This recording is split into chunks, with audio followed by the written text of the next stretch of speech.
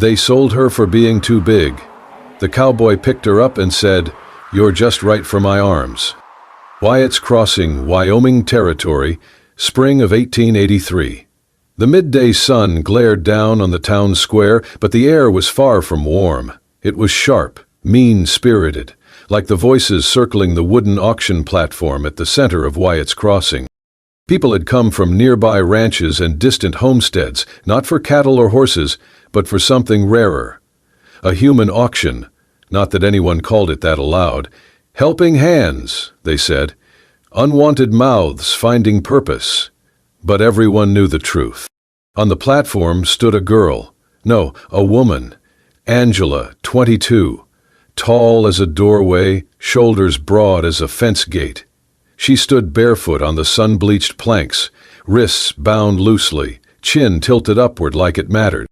Around her the townspeople gawked like she was some traveling oddity. "Who in their right mind want that?" a man cackled. "She'd crush a bed in one night," another muttered.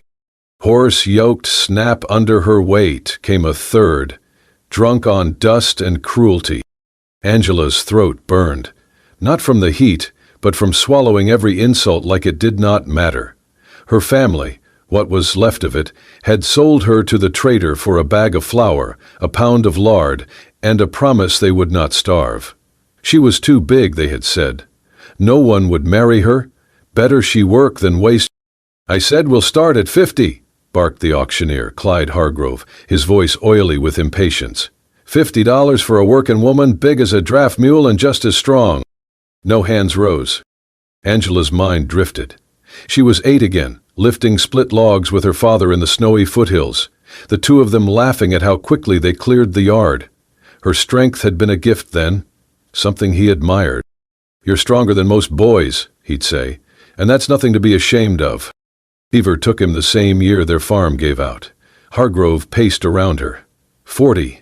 "Come on, gentlemen, look at her arms. She could carry 2 buckets a mile without breaking a sweat." Still nothing. Angela's hands clenched. Her wrists, red with rope burns, trembled not from fear, but from humiliation.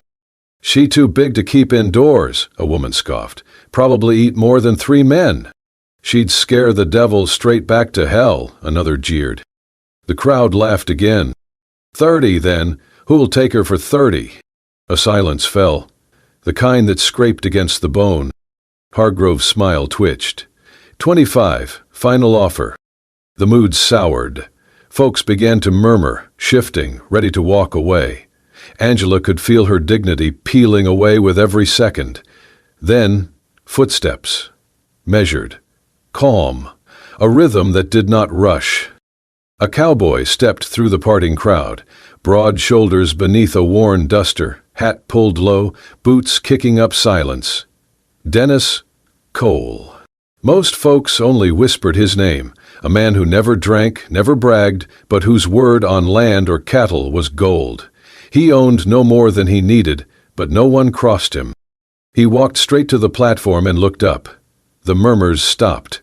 Even Hargrove froze. Angela looked down, braced for more judgment. Instead, Dennis set his hat aside, climbed the steps, and, without asking, slid one arm under her knees, the other behind her back, and lifted her like she weighed nothing. Gasps rippled through the square. Angela's breath caught. She should have struggled, but the moment his arm steadied her, something unfamiliar surged through her chest. Respect. Dennis looked at the stunned crowd, then at Angela. His voice was quiet, but it carried like thunder. "You're just right for my arms." The square fell silent. No one laughed. No one spoke. Even the wind seemed to hold its breath. Angela's heart pounded as he carried her down the steps, past the people who had mocked her. Not a word was said. But something had shifted. A crowd that once saw her as a joke now watched like they'd witnessed something sacred. As Dennis turned the corner of the square, the first tear escaped down Angela's cheek. Not from shame. From the simple shock of being chosen. If your heart skipped at that moment, when strength met gentleness, tap the hype button and help us keep these stories alive. The frontier has many tales, but few as bold as this one. The wagon creaked as it rolled out of Wyatt's Crossing. Angela sat stiffly, the rough wooden seat biting into her back. The auction still echoed, laughter, whispers, shame. Only one voice had cut through, Dennis Cole's. He now sat beside her, silent as the horse's hooves clapped down the trail. "You didn't have to buy me," she said. "Wasn't buying," Dennis replied, "just stopping a circus." "Is that what I was? A sideshow?" He didn't answer. He reached behind the bench, pulled out a folded wool coat, and handed it to her. "For the rope burns." She hesitated, then draped it over her shoulders. It smelled faintly of pine and saddle oil. "I don't need pity." "Good, I don't offer it." Silence again. Not cold, just unfinished. The trail curved through red hills and sagebrush. Mountains loomed in the distance, still crowned in snow. Angelea held the coat tighter. Her wrists throbbed, but not as much as the ache behind her ribs. Back in town she'd been sold like cattle. But next to this quiet man, she didn't know what she was. As the sun dipped lower, two riders passed on horseback. One tipped his hat, muttered, "Still collecting strays, Cole?" Dennis didn't respond. Angela caught the tension. "They know you?" "Everyone does. Small town." "What do they say?" He paused. "That I don't take bribes, don't drink, don't marry for money." She blinked. "That last part sounds personal." "Had offers. Didn't like the terms." She studied him. "So you live alone? No wife, no family, and people think you're strange." He finally met her eyes. "You think I'm strange too." "I think people fear what they don't understand," she said. "I should know." He turned back to the trail, but his jaw eased. By twilight, the wagon rolled into a narrow canyon. Angela saw it then, tucked into the valley like a secret. Dennis's ranch. The house was modest, wood and stone. Smoke curled from the chimney, a corral stretched to the east, horses grazing quietly. No workers, no voices, just wind and creaking hinges. Angela climbed down and followed him inside. The house was simple, clean, quiet, a rifle above the hearth, books on the walls, a faded photo on the mantel. A young woman, soft eyes, wind-swept hair. Angela paused. "Your wife?" Dennis froze at the stove, kettle in hand. "Was going to be." He set it down, voice low. "Her name was Eliza. We were coming back from visiting her mother. 5 men ambushed us, wanted my horses. She didn't make it." Angela's breath caught. "I'm sorry." "She was small," he said. "People said she wasn't made for ranch life, but she had fire. Wouldn't let a man speak cruel without answering back." Angela stepped closer. "You still love her." He nodded once. "Some things don't leave you, even if the world does." She turned. The firelight caught the bruises on her arms. "Then why take me in? You barely know me." He met her eyes. "Because I saw something familiar. Not in your size, in your eyes." Angela looked down, throat tight. "You're not a stray," he said. "You're someone the world misunderstood. So was I." Angela looked at him again, and for the first time since Wyatt's Crossing, she didn't feel ashamed of who she was. Angela had never known silence like this. Not the kind that wrapped around your ears like cotton, but the kind that echoed in your chest. Dennis's ranch was peaceful, no shouting, no orders. But even freedom could feel like a strange kind of prison when you did not know what to do with it. She moved around the house carefully, trying not to knock over furniture with her elbows or shoulders. The house wasn't cramped, but it felt like it was closing in. Each morning she rose early. Habit, not desire. She chopped wood, fetched water, swept the porch. Not because Dennis asked, he never did, but because stillness made her feel useless, like she was waiting to be told what she was for. At night they ate quietly under lamplight. He'd ask how she liked her stew. She said it was fine. He offered the last biscuit. She refused. He nodded. But Dennis noticed things. One afternoon she stepped through the front door and stopped.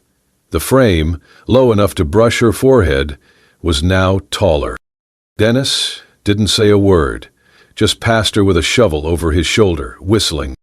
Another day, a new chair appeared at the table, sturdier, wider, built from oak. For once, she didn't feel like she might break something by sitting. That evening, she said, "Thank you." He didn't look up. About time the house fit both of us. Angela didn't know what to say. No one had made space for her before. He didn't look at her like others did. No calculation, no pity. Just clear, steady eyes, like he saw her, and didn't flinch. Still, trust didn't come easy.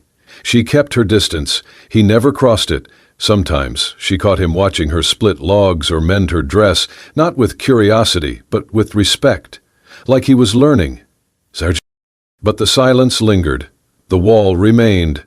She wanted to leave. He, she suspected, wanted her to stay. That tension sat between them like a coiled rope, never pulled, never slack. Then came the night at the saloon. They rode into town for supplies. The general store had closed early, so Dennis offered a drink. She hesitated, then agreed. Inside, the air was heavy with smoke and sweat. Laughter too loud. Boots thudded. The piano clanged out of tune. Angela tried to shrink, but there was no hiding someone like her in Wyatt's Crossing. The muttering started. "He's built like a barn door. Bet she lifts the whole bed. Yours, Cole. Hope your ribs are insured." Dennis said nothing, just sipped his whiskey, jaw tight. Angela stared at the floor, then a drunk, red-faced and swaying, stumbled toward her. "Hey, big girl," he slurred. "Bet you could toss me clear across the room, huh?" She turned away. He grabbed her wrist. That was enough. Dennis was across the room in seconds. No shouting, no gun, just a firm grip on the man's wrist. He twisted it. The mug dropped. The saloon fell silent. Dennis leaned in, voice low and sharp. "Touch her again, and you'll answer to me." The drunk stumbled back, clutching his arm. Even the piano player froze. Angela's chest tightened, not from fear, but from what she saw in Dennis's face. Not anger, not pride, just calm protection. Outside, walking to the wagon, she said, "You didn't have to do that." He looked at her. "Yes, I did." She looked away, warmth rising in her chest. At the ranch, she paused at the door. "You're not like other men." Dennis met her eyes. "Neither are you like other women." And for once, that didn't feel like a curse. That night, while coyotes cried in the hills, Angela sat in her new chair by the fire. Dennis across from her. Two souls, broken once. And maybe, just maybe, starting to mend. The days passed quietly on the ranch. Angela had started to find rhythm in the silence. Her body grew stronger again, not from punishment, but from purpose. She fed the horses, helped mend fences, harvested onions and turnips from the back garden. She slept easier, ate fuller, the bruises on her wrists faded. But a question still burned beneath her skin. Why did Dennis bring her here, and what else was he not saying? It was late one morning when she found herself sorting tools in the old storage barn. Dust hung thick in the air, and the scent of dry hay clung to every surface. While shifting a trunk of spare nails and rope, she spotted a rolled set of parchment, half tucked behind a crate. She unrolled it slowly. Blueprints. Detailed plans for new paddocks, expanded fencing, irrigation lines, but what caught her eye were the notes in the margins. Initials she didn't recognize, and symbols marked like boundaries. Angela squinted. One of the symbols matched a brand she'd seen on crates from the East pasture. Another matched the crest painted on wagons from a neighboring ranch, Redstone Holdings, the largest spread in 3 counties. Run by a man she'd only heard of in whispers, Silas Merritt. Angela rolled up the parchment, heart beating faster. That evening, as they sat by the fire, she finally asked, "Who is Silas Merritt?" Dennis didn't look up. He kept sharpening his knife, steady strokes against the whetstone. "Well, I saw his mark, on the blueprints." He paused. The knife stopped mid-stroke. After a moment, he set both blade and stone aside. "He wanted to buy this land," Dennis said. "All of it, 10 years back. Angela waited. I said no. So he tried another way, offered marriage to my fiancée, thinking I'd fold if it came with a ring and a dowry. Her chest tightened. She refused? Dennis's voice lowered. She didn't get the chance. Cabin fire, no proof, no witnesses, but the sheriff found boot prints outside. Not mine. Angela felt the chill long before the fire cracked. You think it was him? I know it. Silence grew heavy between them. Only the flames spoke, licking against the stone hearth. Angela stared at her hands. Is that why you live like this, alone? Dennis met her gaze. It's easier than watching people pretend justice comes when you wait for it. Angela didn't answer. But that night, she dreamed of smoke, of footsteps in the dark, of wounds that never fully closed. A week later, they rode into town. Angela had come to pick up leather from the tanner, enough to repair 2 saddles. Dennis was meeting a supplier near the stockyard. He stepped into the market alley, head high, shoulders square. Then came the voices. That's her, the giant girl. Not girl, beast. They say he took her in 'cause she's strong as a mule.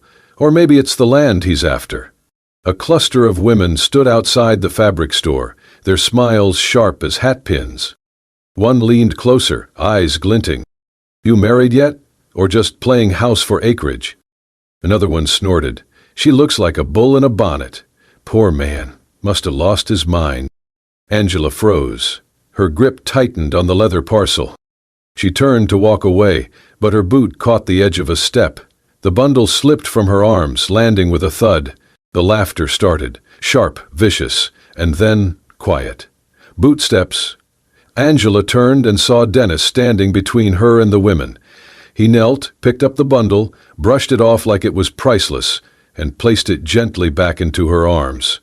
Then he turned to the women, voice calm but clear. These are not hands for shame, he said. These are hands that build, that save.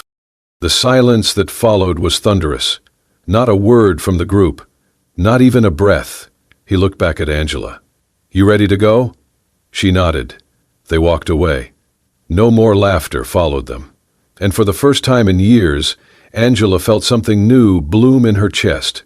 Not pride, not defiance, something quieter, belonging. The wind carried whispers like wildfire through the dusty town of Granger's Hollow.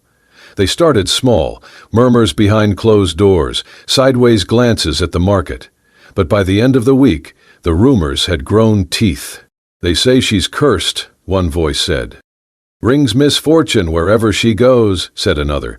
Big as a barn and twice as dangerous. Angela heard it all. Each word felt like grit under her skin. At first she ignored them, stared straight ahead and kept to her work. But when she walked through town with Dennis to pick up supplies, she could feel the way the street shifted around her. Conversations halted. Eyes lingered too long. Mothers pulled their children closer. She didn't need Dennis to tell her who was behind it. Randall Hayes, wealthy, ruthless, and always 2 steps behind morality. The man had tried to buy Dennis's land, his reputation, and once his heart, through the hand of a woman who was now gone. Failing that, Randall now turned to fear and fire, to destroy what he could not own. Angela stared out at the hills beyond the ranch that night, her jaw tight, arms folded across her chest. The moon glinted off the iron horseshoe she had just finished shaping. She was good at this, building, fixing, making things last. But she wasn't sure she could fix the storm headed their way. Dennis stood behind her. You're thinking about leaving, he said quietly. Angela didn't turn around. If I go, he'll have no more reason to stir the town against you. The fires will die out. No, Dennis said firmly. They'll just burn someone else. Angela said nothing. The next afternoon, a pair of small hands tugged at her apron. Abigail? Angela knelt down. The girl, with her tangled braids and dirt-smudged face, looked up with wide, serious eyes. I heard them talking, she whispered. About you leaving. Angela gently tucked a strand of hair behind the girl's ear. Maybe it's for the best. No, Abigail said fiercely. If you leave, they win. And I'll lose, the only person who makes me feel safe." Angela froze. The words cut deeper than Randall's rumors ever could. She had spent so long thinking she was too much, too big, too loud, too strong. But to Abigail, she wasn't too much. She was enough. She was protection. And that night the flames came, not from gossip, but from lanterns and torches. Angela woke to the sharp scent of smoke. Through the barn window she saw figures moving like shadows in the dark, 5, maybe 6 men, tearing down fencing, spooking the horses. She ran barefoot into the cold, grabbing a pitchfork, heart thundering. The horses inside the stable were panicked, slamming against the walls, eyes wild with terror. One bolt could kill them, or her. But Angela didn't hesitate. She flung open the gate and stood between the terrified herd and the open night. "Easy," she whispered, spreading her arms wide. "It's all right. I'm not letting them touch you." A man lunged toward her from the shadows. Before he could reach her, another figure tackled him from the side, Dennis. And then came others, townspeople, men and women Angela barely knew. Some held tools, others came empty-handed but not empty-hearted. They had come running, not from fear, but for her. The standoff broke into chaos, fists flying, men shouting. But no one laid a hand on Angela. The townspeople surrounded her, shoulder to shoulder, until the last of Randall's men fled. Silence settled like dust after a storm. Angela stood still, sweat mingling with the chill of the night, hair wild around her shoulders. Dennis stepped forward, his face bruised, his shirt torn, but his eyes only on her. Without a word, he wrapped his arms around her, tight, sure, warm. "She's not too big," Dennis said loudly, turning to face the crowd. "She's the reason we're still standing." No one spoke. Then someone, maybe Abigail's father, nodded. Another man removed his hat. A woman stepped forward and touched Angela's arm, gently, respectfully. And just like that, something shifted. Not in Angela, not in Dennis, but in the town. The fire had long been extinguished, but the heat of it lingered in Angela's bones. In the silence that followed the standoff, Dennis stood beside her beneath the stars. His face was turned to the hills, where the wind carried only dust and old ghosts. Angela broke the stillness. "Tell me." Dennis didn't ask what she meant. He simply nodded, eyes heavy. "It was 3 years ago," he said, voice low. "Randall came to me with an offer. Said he wanted to buy the ranch. Said if I didn't sell, he'd find another way to take it." Angela folded her arms, jaw tense. "I didn't take him seriously until he started showing up wherever Claire went, whispering to her, offering her a better life, more money, more peace." "Claire?" Angela asked. "My fiancée," Dennis said. "She wanted to stay. She believed we could outlast him.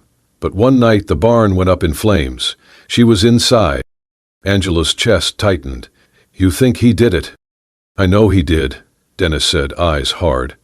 "But the sheriff said it was lightning. Freak accident, they called it. Randall's hands stayed clean." A heavy silence settled between them. Angela's voice was quiet. "Is that why you kept me here? To fill her place?"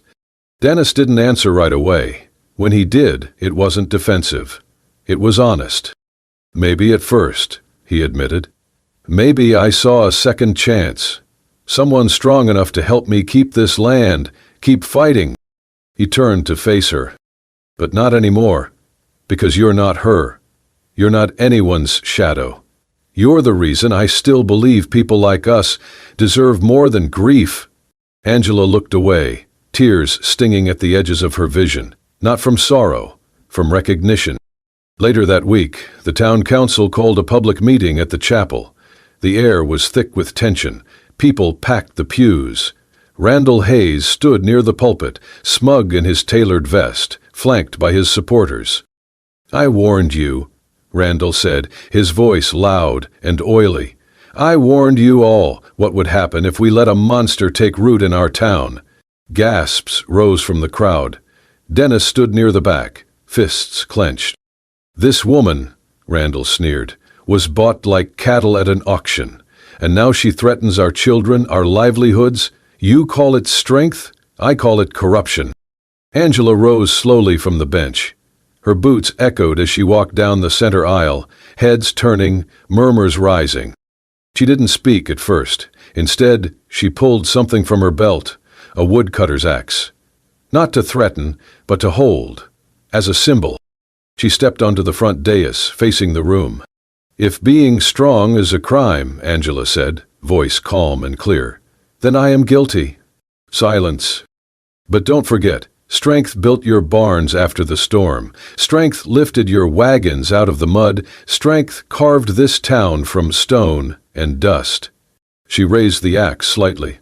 "This axe chopped firewood for the schoolhouse. It repaired the fence that kept your cattle in. And last night it stood between your children and chaos." She turned to Randall. "You call me a monster? I say you're afraid. Not of me, but of the idea that someone like me doesn't need your permission to be worth something." The chapel was deathly quiet. Then someone stood. An old woman. She nodded once, firmly. A farmer rose next. Then a schoolteacher. One by one, townsfolk stood. No cheers, no applause, just quiet defiance. Randall's smirk faltered. Angela stepped back, not victorious, but unafraid. She had spoken, and the town had listened. The dry season had turned the fields to tinder. Crops stood brittle under the weight of late summer heat, and even the wind carried the scent of something waiting to burn. That night, the fire came. Dennis saw it first, an orange glow creeping up the ridge. He didn't need to guess. He knew. Randall had stopped whispering and finally bared his teeth. "They set the south field ablaze," he said, bursting into the house where Angela was stitching a tear in her coat. Angela stood immediately. "We have to move now. Get the buckets. Wake the neighbors." Within minutes, the bell at the church was ringing, a sound reserved only for death or disaster. And tonight, it was both. They ran. Angela's legs outpaced most men, her strides fueled by fury and resolve. Flames licked the sky by the time they reached the field. Dennis's crop, his livelihood, was already a wall of fire. But worse than the crop was the wind. It turned the blaze toward the barns, the town, the lives of everyone nearby. "We need a brake line," Dennis shouted. Angela's eyes swept the property.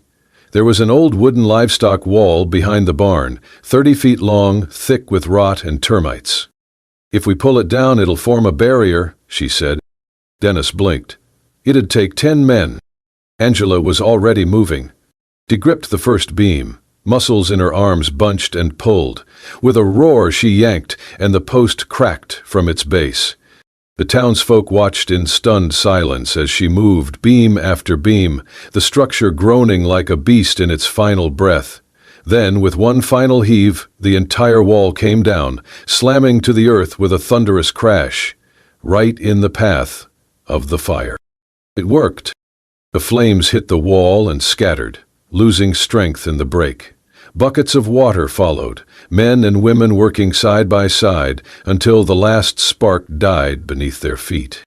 When it was over, Angela stood soaked in sweat, ash coating her arms, the handle of a broken beam still in her hand.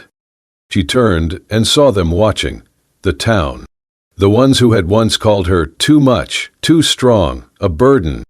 Now they looked at her with awe, with respect, with gratitude. A man stepped forward, a rancher whose fence Angela had once helped mend in silence. "You saved my barn," he said simply. Angela opened her mouth to speak, but no words came. Her throat was thick with smoke, and something else, something deeper. Another voice followed. "Mine too." Then, "My daughter was in the house behind that barn. You saved her." The crowd swelled around her, not to threaten or mock, but to thank. Dennis moved through them, eyes locked on her. He reached her side, his hand closing around hers, the one still gripping the broken beam. "She's not too big," he said, his voice steady. "She's the reason we're still standing." No one laughed. They nodded. One by one, heads turned from Randall, who stood near the road on horseback, flanked by only a few loyal men. Someone muttered, "Coward, didn't even bring a bucket." Another, "He just watched." And then silence, except for the distant crackle of dying embers and the steady breathing of a town that had just found its backbone. Randall turned his horse and rode away. This time, no one followed. The autumn wind carried the scent of baked apples and wood smoke through the town square, where lanterns swayed gently above rows of pies, hand-carved pumpkins, and ribbon-tied stalks of wheat. It was the harvest festival, once a celebration Angela had only heard about from a distance. Now she stood at the center of it. Children darted past with sticky fingers and ribbons in their hair. The townsfolk milled about, not avoiding her gaze but seeking it. Smiling, nodding, thanking. It had been weeks since the fire, weeks since Angela had pulled down a wall and, in doing so, built something new. Trust. "Angela," the mayor's voice rang out from the makeshift stage. "Would you come up here, please?" She hesitated for a breath, her palms suddenly clammy. But Dennis, beside her, touched her back gently. "You earned this," he whispered. She walked slowly to the stage. The crowd parted. No laughter followed, no whispers, only the sound of clapping, steady, genuine, growing louder with every step. She reached the platform. The mayor took her hand. "Ms. Angela," he said, "once, some people saw your strength as strange. Now, we see it for what it truly is, a gift. This year's Harvest Festival is not just about grain and fruit. It's about who kept the ground beneath us from burning. Please accept our thanks." The crowd roared. Angela blinked hard against the sting behind her eyes. Then Dennis stepped up beside her. He held something in his hand, a silver arm cuff, delicately engraved, old and polished smooth by time. "My mother wore this," he said softly, though his voice carried. "She gave it to my sister, and when she passed I kept it, thinking I'd never find someone strong enough to wear it, not strong in arms but in spirit." He turned to Angela, his gaze steady. "You were never too big. You were always just right, for this town, for this life, and for me." The crowd hushed. He gently slipped the bracelet over her wrist. Angela looked down at it, then up into Dennis's eyes. The silver caught the lantern light, but it was the warmth in his gaze that held her still. People began to cheer, loudly. Someone shouted, "About time!" And laughter rose, this time not cruel but bright and full of joy. Angela smiled, not the tight smile she'd learned to wear in pain, not the polite smile to keep people at ease, but a true smile, wide, unguarded, radiant. Dennis offered his arm. She took it, and together they stepped off the stage. The town swelled around them, no longer an audience, but a community. Children ran to her, asking about the fire, the horses, the wall. Women invited her to join the baking table. Men clapped her on the shoulder, as if she'd been there all her life. No one said too big. No one said not like us. They said, "You belong here." And she did. Later that night, as the music played and dancers spun in circles beneath the moonlight, Angela stood by the fire pit, Dennis beside her. Abigail tugged at her hand, sticky with cider. "Will you dance with me?" the girl asked. Angela laughed. "I'm not much of a dancer." Dennis leaned in. "You pulled down a wall and saved a town. I think you can handle a few steps." Angela took Abigail's hand, and then she took Dennis's. They danced, not perfectly, not gracefully, but fully, joyfully, alive. The townsfolk joined, laughter ringing into the stars. Angela looked around, at the faces, the lights, the land she now helped protect. She was no longer a girl sold on a platform, judged for what she was. She was a woman who had built something, a life, a home, and finally, freedom. Under western stars, beside the man who saw her as just right, Angela found more than freedom, she found belonging. Once sold as a burden, she became the heart that held a town together. If Angela's strength spoke to you, If standing tall against cruelty resonates,